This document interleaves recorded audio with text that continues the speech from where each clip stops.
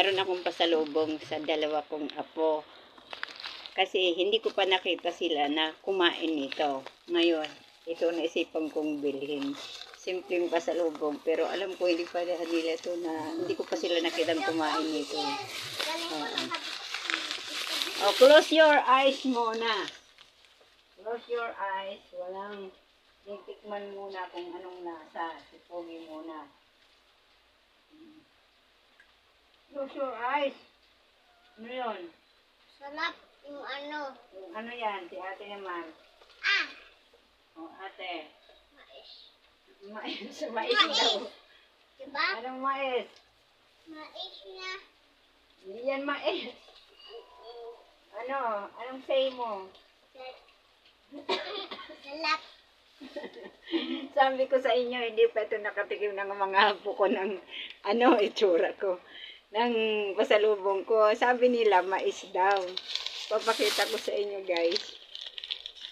Ito siya, oh. Yan.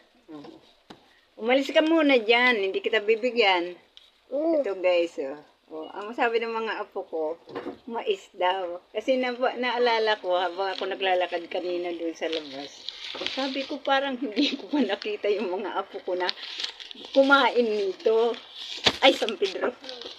Kakumabilahan ko nga para kakaiba. Ah, pogi. Oh. Ang tawag niyan ay mani.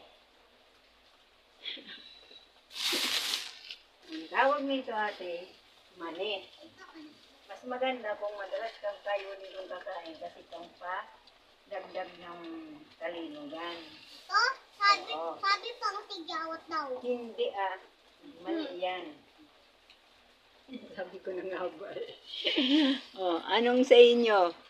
Sa pasalubong ni nanay. Perfect. Perfect. Sarap. Masarapan siya. Mani yan. Yun lang guys, yun yung pasalubong ko sa dalawa ko. Yak. Kunin mo, sayang. Yun na, kinain ng pusa.